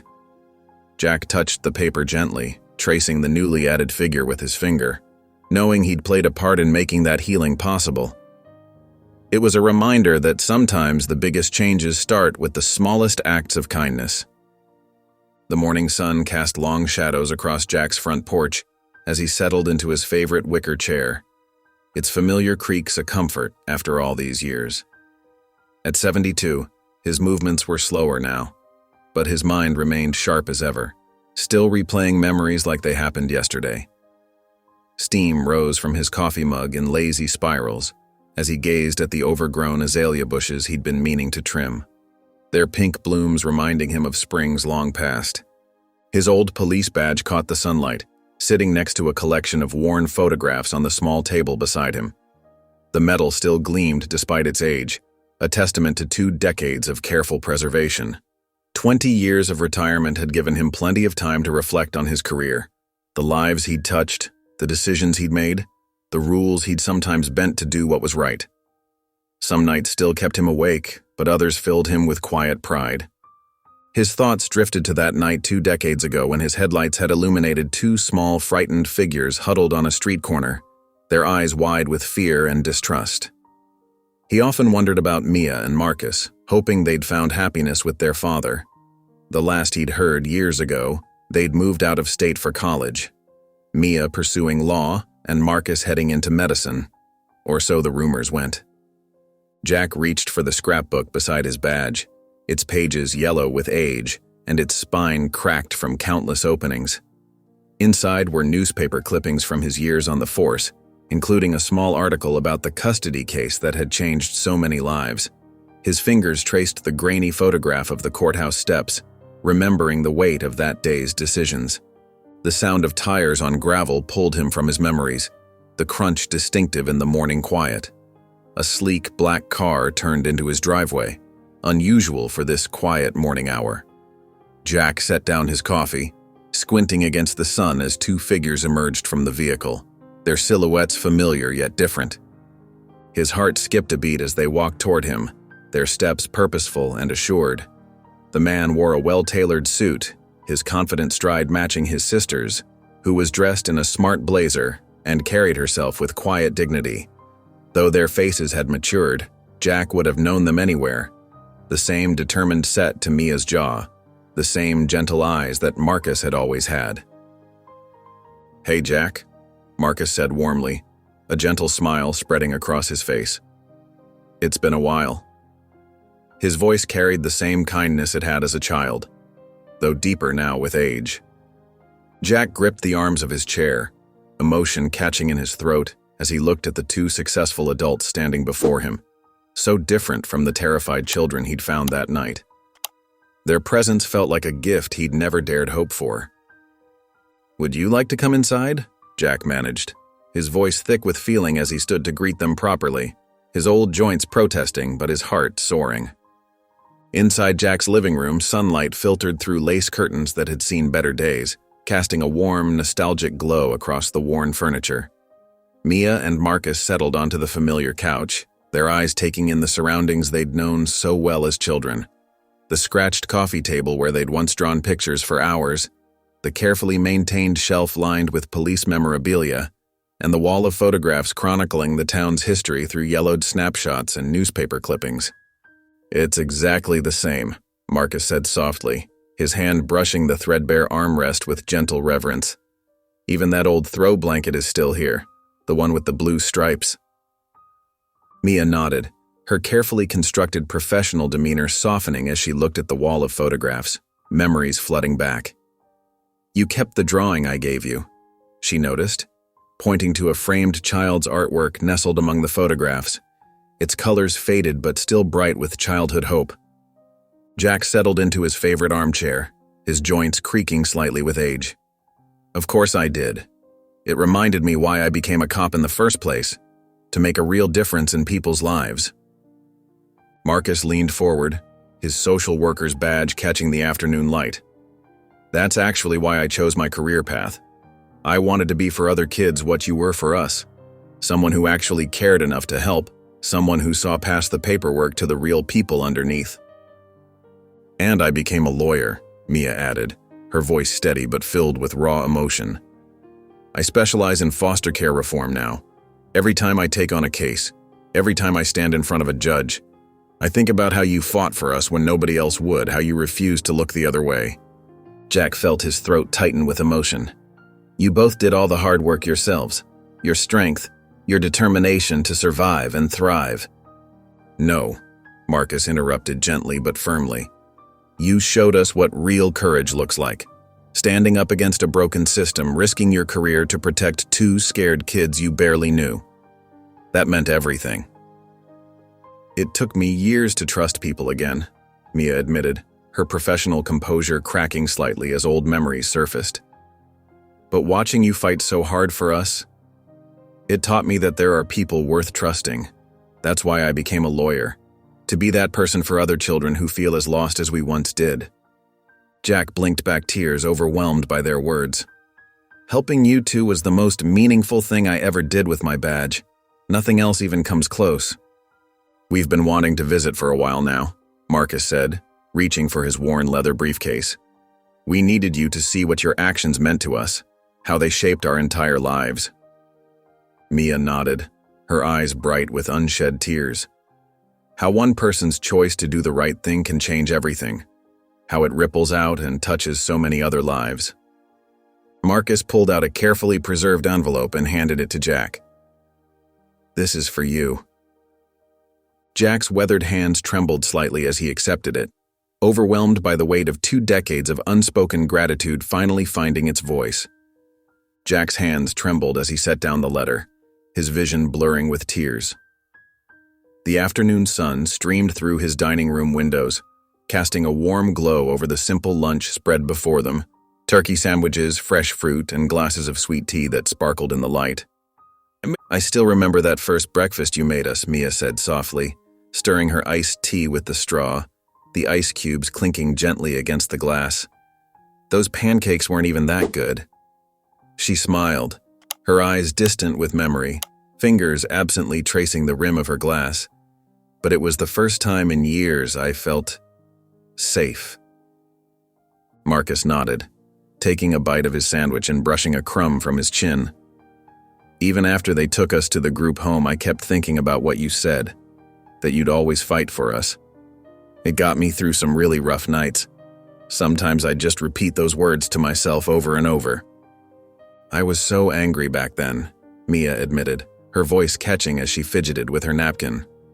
But watching you risk everything to protect us, it showed me what real courage looks like. You taught me that being brave isn't about not being scared.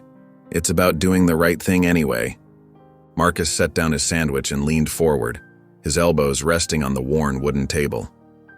That's why I started mentoring kids in college. I'd see these young faces, scared and lost like we were, and think about how one person can change everything. He paused, meeting Jack's eyes with fierce intensity. Now I work with kids just like us, showing them there's hope, even when the system feels stacked against them.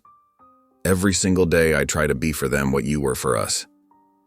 And I channeled my anger into law school, Mia added, sitting up straighter, her voice steady with purpose. Every time I expose corruption or win a case for a foster child, I think about you, Jack, how you refused to look the other way even when it would have been easier.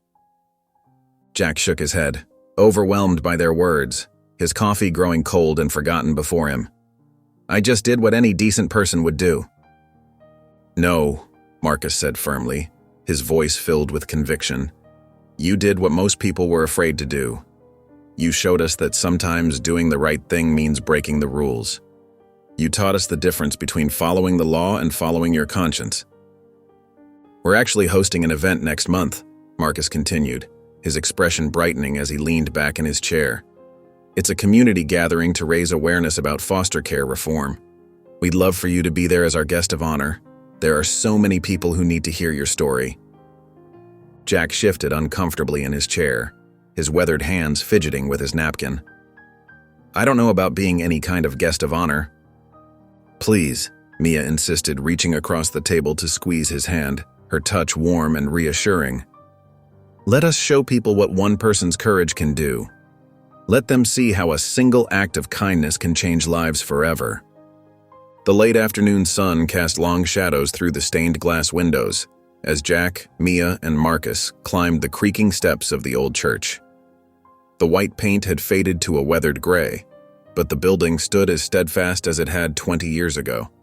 Birds nested in the eaves, their soft chirping a gentle welcome. Mia paused at the entrance, her hand lingering on the wooden doorframe. Her fingers traced the familiar grooves worn smooth by time. It feels smaller now, she said softly, stepping inside.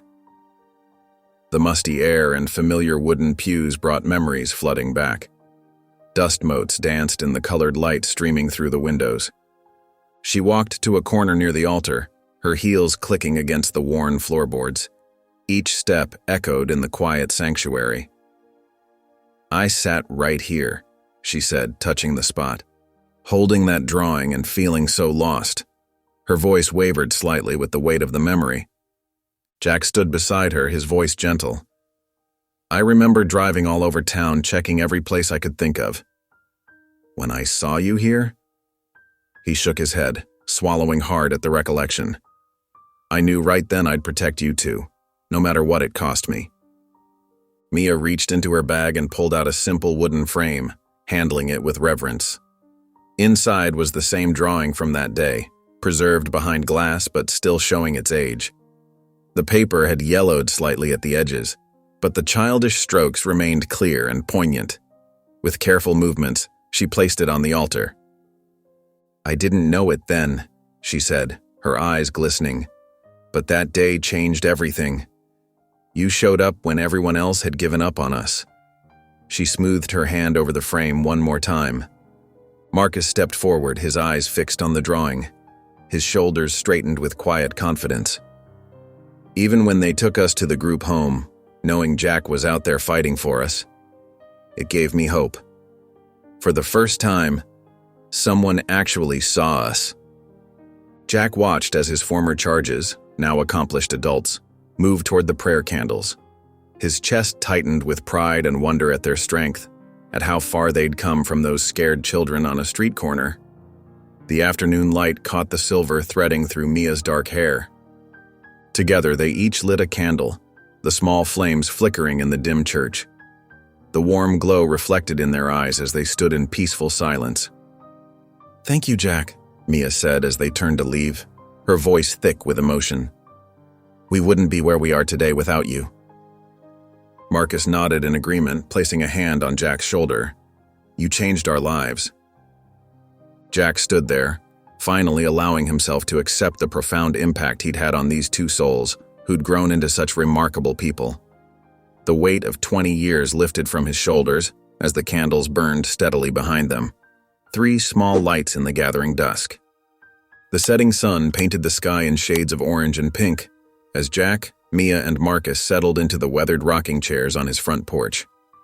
The gentle creak of wood mixed with the rustling leaves as they sipped their iced tea, letting the peaceful moment wash over them. A few birds called their evening songs from nearby trees, adding to the tranquil atmosphere.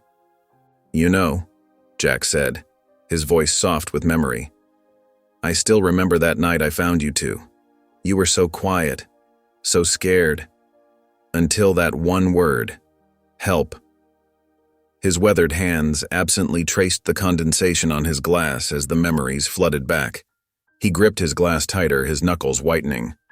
"Sometimes I wondered if I did enough." Mia turned to face him, her eyes intense and glistening in the fading light. "That word wasn't just a plea, Jack. It was the last bit of hope we had left. After everything we'd been through, we didn't really believe anyone would help us, but you proved me wrong. You showed up when everyone else just walked away." Marcus nodded, leaning forward in his chair, the old wood groaning beneath him. "When you told us you'll stay safe with me, I held on to those words. Even in the group home when things got tough, I'd repeat them to myself. They gave me strength, like a promise I could count on." "That one word changed my whole life," Jack admitted, watching the sun sink lower behind the distant trees. "Gave me a purpose I never expected. Made me realize what being a police officer really meant." Mia's fingers traced the rim of her glass, the ice cubes clinking softly. "I was so angry for so long, at everyone, but your kindness, your bravery, it taught me how to trust again. Showed me that some people really do care." They sat in comfortable silence, watching the sky turn deeper shades of purple and red. The breeze carried the sweet scent of jasmine from Jack's garden, where he'd planted the flowers specially for Mia, remembering how she once mentioned they reminded her of happier times. "You didn't just save us that night," Mia said softly, her voice thick with emotion. "You gave us a reason to believe in hope again, a chance to start over." Jack felt tears well up in his eyes, and he didn't try to hide them. "Thank you," he whispered, his voice catching slightly in his throat. The late morning sun streamed through the community center's windows, casting warm light on photos of smiling children and colorful advocacy posters. Handmade banners with messages of hope and unity decorated the walls. Jack hesitated at the entrance, adjusting his collar nervously before stepping inside, the familiar scent of coffee and fresh paint greeting him. "Jack, you made it!" Marcus called out, hurrying over to greet him with an enthusiastic wave. The community center's main hall buzzed with activity as volunteers in matching blue t-shirts set up information booths and arranged chairs in neat rows. The excitement in the air was almost tangible. "Let me show you around," Marcus said, leading Jack through the space with barely contained enthusiasm. "We've got resources for foster families here, legal aid information over there, and a whole section dedicated to mentorship opportunities. We even have counselors on standby today." Mia approached with a small group of young adults, their eyes bright with purpose and determination. Her confidence had grown immensely since those early days. "Everyone, this is Jack, the person who inspired all of this," she said proudly, standing a little taller. "He's the reason Marcus and I believed change was possible." A young woman with kind eyes stepped forward, her voice soft but steady. "Your story changed my life," she told Jack, clutching a folder to her chest. When Mia shared how you fought for them, it gave me hope that someone would fight for me too. Now I'm studying to become a social worker. I start my internship next month." Jack's throat tightened as more people gathered around, sharing stories of how Mia and Marcus's programs had helped them find homes, finish school, or escape abuse. Each testimony hit him like a wave, leaving him overwhelmed but grateful. "The mentorship program we're launching today," Marcus explained, gesturing to a nearby booth decorated with bright balloons. "We'll pair foster kids with adults who've been through the system. We want them to know they're not alone. Everyone deserves someone in their corner." Mia touched Jack's arm gently, her eyes meeting his with quiet understanding. "Would you consider saying a few words during the presentation? Your story matters. People need to hear it from you."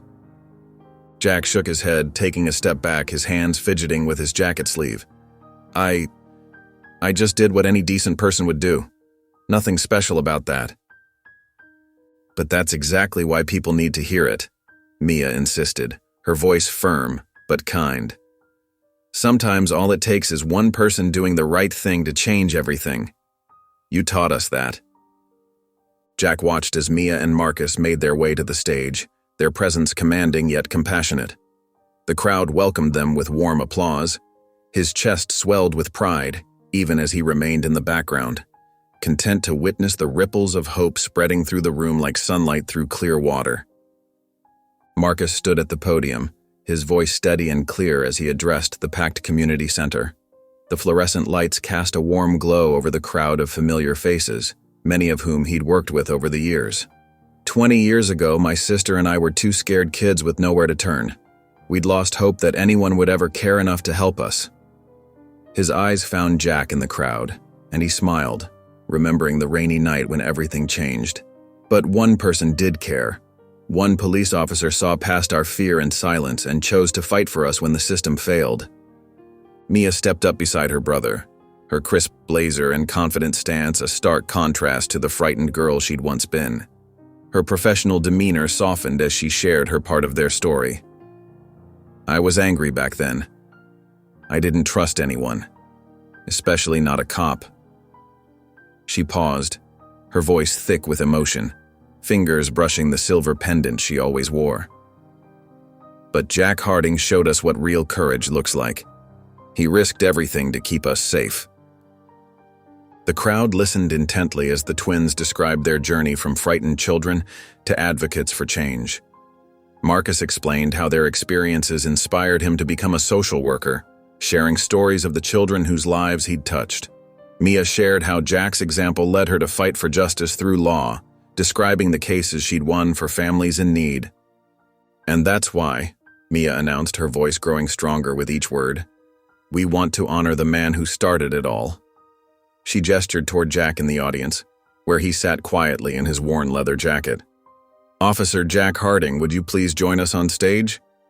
Jack shook his head slightly, his weathered face flushing with embarrassment, but the audience began to applaud. Marcus stepped down to take his arm, gently guiding him toward the stage. As Jack climbed the steps, his movements slower than they'd once been, the applause grew into a standing ovation. "This is the man who saved us when no one else would," Marcus declared, his voice carrying across the hall, pride evident in every word. Jack stepped up to the microphone, his hands trembling slightly as they gripped the podium. He cleared his throat, overcome by the moment. "I just tried to do the right thing. Seeing these two amazing people today, that's all the reward I need." Mia moved to stand beside him, holding an envelope tied with a blue ribbon. "Jack, you gave us hope when we had none. Today, we want to ensure your legacy continues." She opened the envelope with a smile that reached her eyes. "We're proud to announce the creation of the Harding Foundation for Hope, a mentorship program for children in the foster system." Jack stood there, overwhelmed by the thunderous applause, tears gathering in his eyes as he looked out at the sea of faces celebrating his simple act of kindness that had grown into something far greater than he'd ever imagined. His gaze settled on Mia and Marcus, seeing not just who they'd become, but remembering the scared children they'd once been, and his heart swelled with pride. The late afternoon sun cast long shadows through the community center's windows, as Jack sat with Mia and Marcus at a corner table. Around them, volunteers quietly packed up chairs and took down banners, their footsteps echoing in the emptying hall. The faint scent of coffee and cookies still lingered in the air from the day's events. "Thank you both," Jack said, his voice thick with emotion, "for bringing me here today, for showing me all of this." He gestured to the space around them, where just hours ago, dozens of people had shared stories of hope and transformation. The memory of their testimonies still echoed in his mind, each one a testament to the power of compassion. "We should be thanking you," Mia replied, reaching into her worn canvas bag. She pulled out a leather-bound scrapbook and placed it in front of Jack, her fingers lingering on its well-loved cover. "This is just a small sample of the lives you've touched." Jack's hands trembled slightly as he opened the book. Inside were photographs of smiling children, handwritten letters, and newspaper clippings, each carefully preserved behind protective sheets.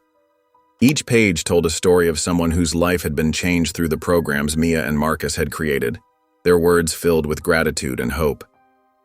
"I never imagined..." Jack's voice trailed off as he traced his finger over a child's crayon drawing, the bright colors depicting what looked like three people holding hands beneath a rainbow.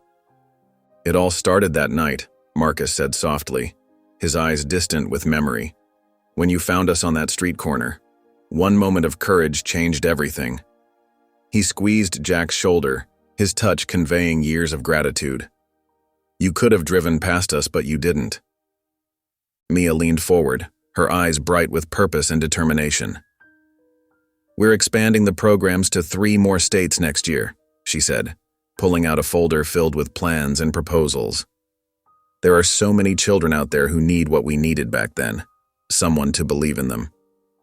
And you better plan on attending those launch events," Marcus added with a grin that lit up his whole face. "You're stuck with us now, Jack." Jack laughed, wiping away tears as he continued to flip through the scrapbook. Each page revealed another story, another life touched by the ripple effect of that one night 20 years ago. The faces in the photos seemed to smile back at him, each one a reminder of the difference a single act of kindness could make. "Look at you two," he said, shaking his head in wonder. "All those years ago, you were so scared, so lost. And now..." He gestured to the nearly empty hall, where the last few volunteers were rolling up posters about foster care reform and child advocacy. Their quiet dedication mirrored the transformation he'd witnessed in Mia and Marcus. "We learned from the best," Mia said, reaching across the table to squeeze his hand. Her grip was warm and steady, so different from the frightened child she'd once been. "You showed us what real courage looks like." As the sun began to set, casting an orange glow through the windows and painting the walls in warm light, Jack stood with Mia and Marcus. Together, they walked toward the exit, their footsteps echoing in the quiet hall. The sound seemed to carry the weight of their shared history. Jack paused at the doorway, looking at the 2 remarkable adults beside him. He whispered the word that had started their journey together: hope. The 3 shared a quiet laugh as they walked to their cars, their shadows stretching long behind them in the evening light, 3 separate silhouettes moving as one. If you enjoyed the story of Jack, I handpicked this next story that you will enjoy. Please don't miss this one. Click here to watch it.